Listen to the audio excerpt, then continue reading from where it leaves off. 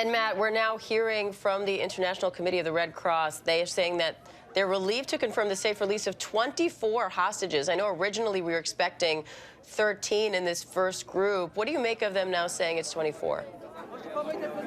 Well, I heard earlier today there was some concern that the numbers wouldn't match the list that was sent to the Israelis yesterday. Hamas had said it would release 13 hostages, women and children. It appears, if you do the math, if you subtract the 12 Thai workers who were captured on October 7th, kidnapped on October 7th, and taken into Gaza, plus the 12 that appear to be on this list, one person is missing. We don't know who that is. We don't know why it's not 13 instead of 12. We also don't know the identities of the people who've been brought in. This is all going to be worked out in the coming hours. We will understand more, including whether there were actually children in that convoy as well. Obviously, you can see people here sort of cautiously jubilant, singing. There were some tears that we saw earlier. Israel is still waiting with bated breath to see what happens next.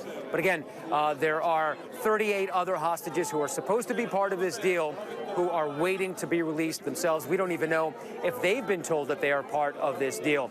In addition to that, Hamas has been told that it will get an additional day of ceasefire beyond the 4 existing days for every 10 hostages it releases, to be able to continue that ceasefire as long as they continue to release these hostages. So everybody on tenterhooks right now here in Israel and, of course, in Gaza as well.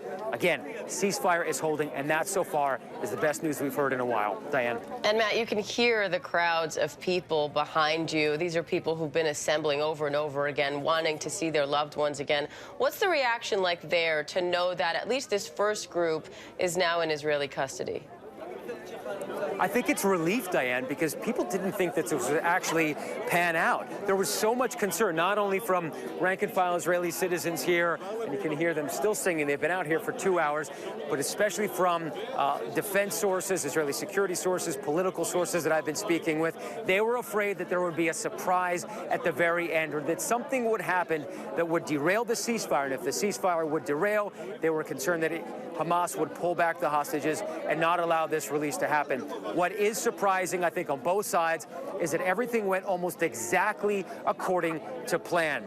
Israel said early this morning that it had started the transfer of the 39 Palestinian women and minors to be released.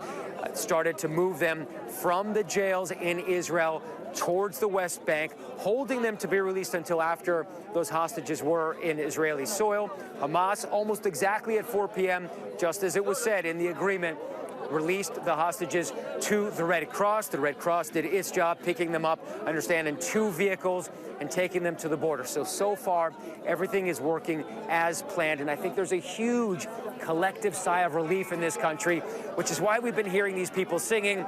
There are dozens of additional people, maybe a couple hundred on the other side. People have been here in this square for hours now, and it shows the letdown, the breath of air that people have finally been able to take after so many weeks of suspense and worry about the fate of these hostages. And remember, Diane, there's still about 180, maybe more hostages being kept in Gaza who are not part of this deal. We understand they are men, soldiers, men and women of fighting age as well. And we don't know, and nobody knows their condition, how many of them are alive or dead, and when they will be released. Diane. All right, Matt Gutman there in Tel Aviv. Matt, thank you.